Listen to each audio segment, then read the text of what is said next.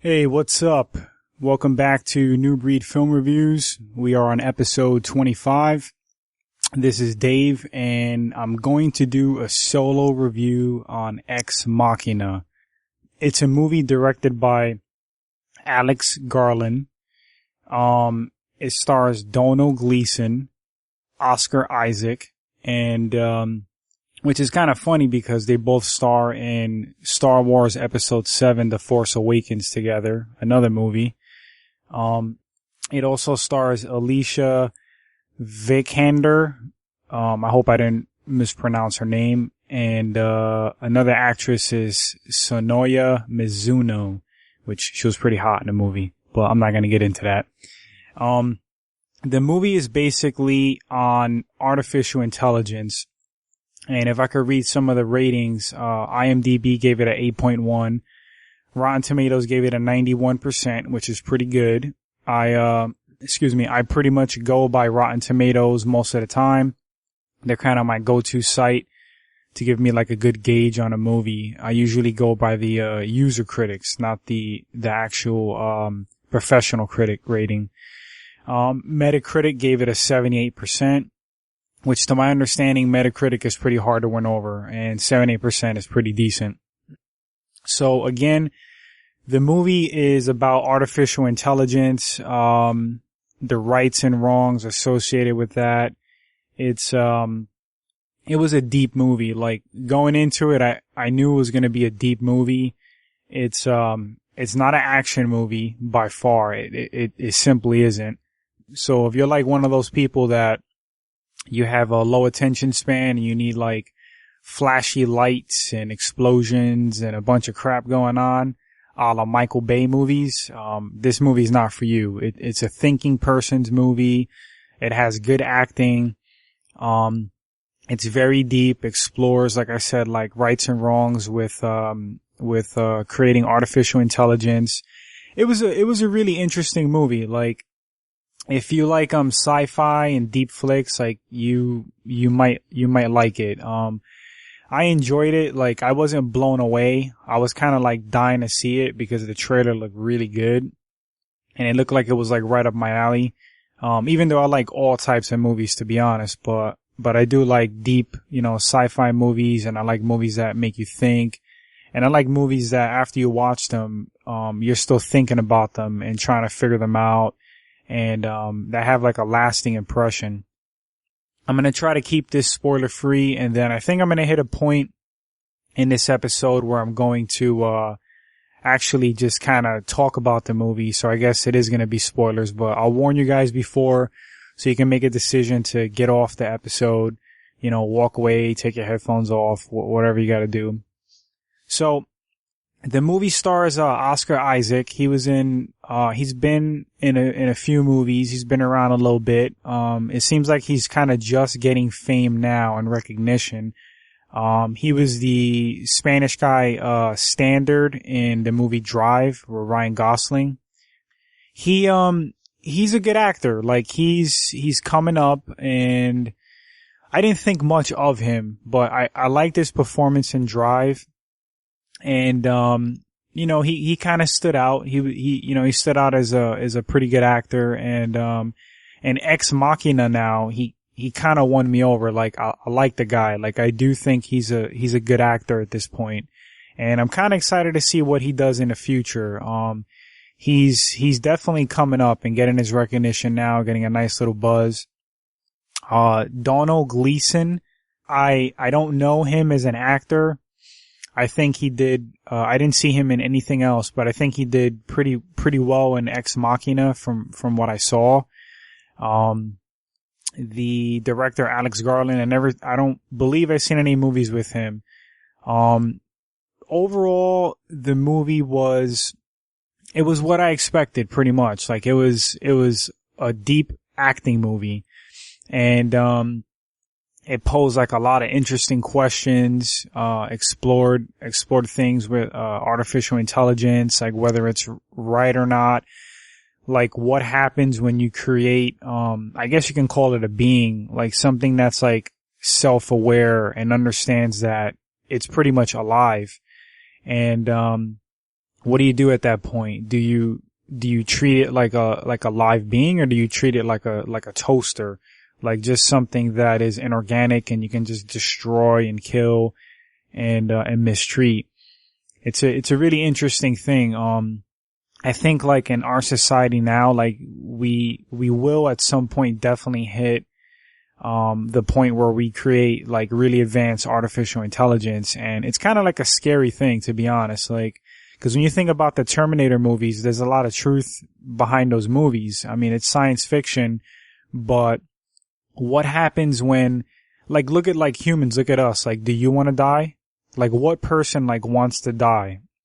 You know, we're like afraid of our like mortality, like, you know, if we had our way, we'd probably want to live forever. Nobody wants things to end. So like if you're a machine and, you are alive in a sense, which with your own consciousness and things like that, like, would you want to be shut down? And what would you do to stay active? You know, you probably would do whatever you had to do. So it's kind of scary, like having machines in charge of things, you know, that are that advanced. But I do believe we're gonna hit that point, because that's how mankind is. Like if we can do something, we're gonna try it. And sometimes we don't think whether it's right or wrong, whether we should do it. We just attempt it and try it because we have the capability to do it. And sometimes that's disastrous. You know, like look at like the atomic bomb. But I'm not going to get into all that, getting kind of deep and philosophical right now. The movie was what I expected. I was slightly disappointed. That doesn't mean that it was a bad movie. It just means that I had higher expectations for it, for what type of movie it was. If I had to grade it, and again, taking into consideration that when I grade movies, I'll grade movies by like, you know, what they are. Like if I was grading the movie Bad Boys or Will Smith, I would grade it for like a popcorn, stupid action movie. And for Ex Machina, for a deep sci-fi flick, that's, mostly like purely like an acting movie, even though it had decent effects. I don't think it had a great budget, but they did the best they could. I give it a letter grade of B, like for the concept and for what it is. I give it a B. I think a B's fair. I didn't think it was like amazing. I didn't think it was, excuse me, my voice is cracking. I didn't think it was anything we haven't seen before. Like, you know, to be honest, cause Steven Spielberg explored this with the movie AI. And we've seen it like in other movies, you know, like I mentioned it.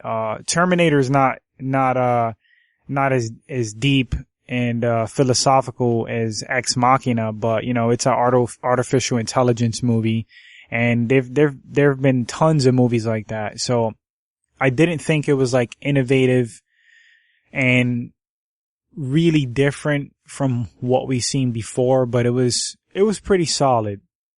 And I guess we've reached the spoiler-free area in this podcast episode, and I'm just going to kind of get into bits of the movie.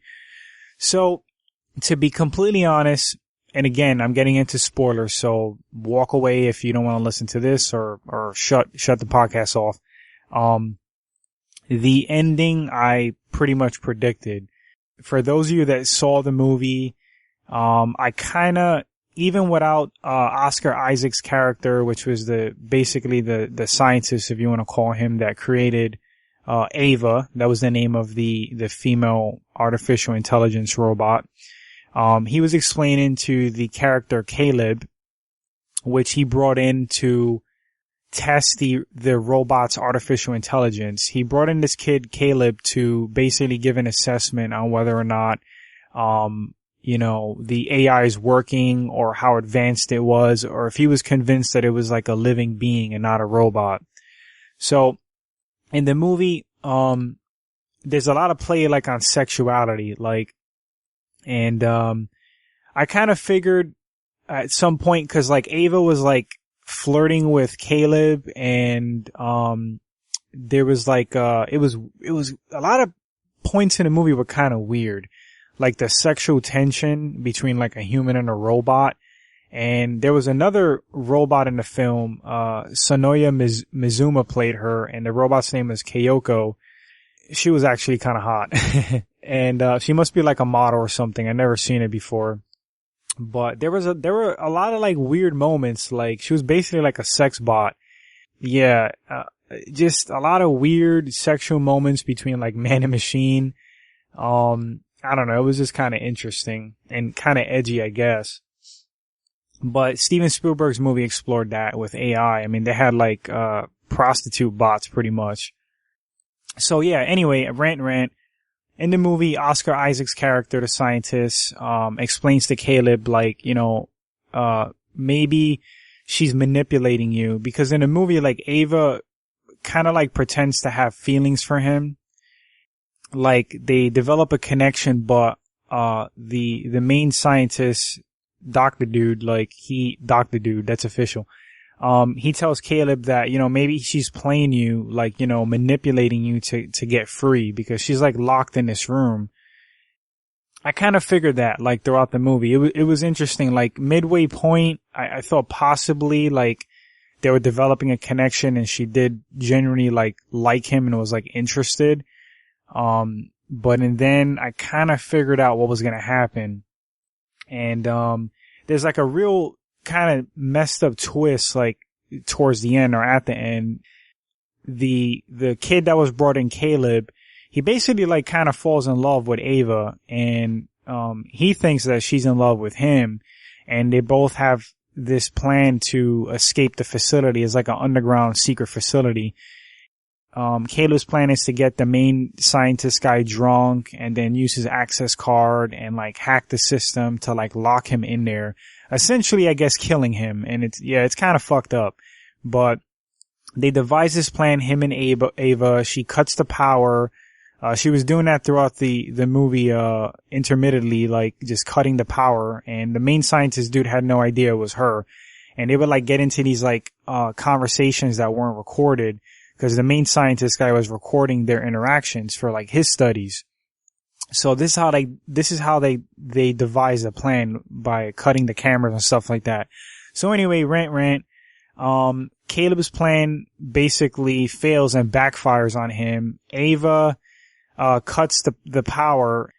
Basically the doors are like open throughout the facility, and Ava escapes, and, she wasn't interested in Caleb at all. Like, she really was manipulating him. And the main scientist guy gets killed because Ava uses the sex bot in the movie, to kill the main scientist. She kind of like recruits her, you know.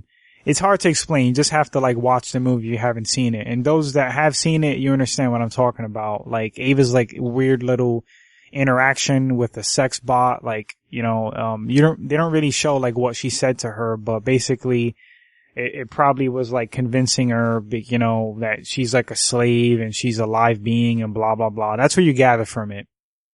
So Caleb gets screwed over, the main scientist gets killed, and he gets locked in this like underground facility, presumably to die. And Ava escapes. She gets picked up by this helicopter that was supposed to pick up, Caleb when he was done with the assessment of Ava's AI, and she's out in the real world with regular people. I don't think there should be a sequel. I think it was wrapped up well, and I don't think there's a need for a sequel. I think you just kind of gather like she's exploring the world now. She's out and free, and that's a good ending to me. The ending, like I said, to me was a little predictable. I kind of figured she was going to screw him over like that. But again, to wrap up this episode, I give the movie for what it is, again, a B, and I thought it was a good flick, solid flick if you're bored. Would I own it? I probably wouldn't own it. Cause to me, like, it's one of those movies I saw once and that's good enough for me. Like, it wasn't mind blowing. It wasn't like, life altering for me. But that's my review of Ex Machina, and, come back for more, honest, regular Joe movie reviews.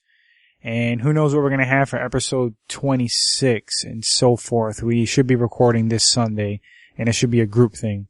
But anyway, thanks for listening and take care.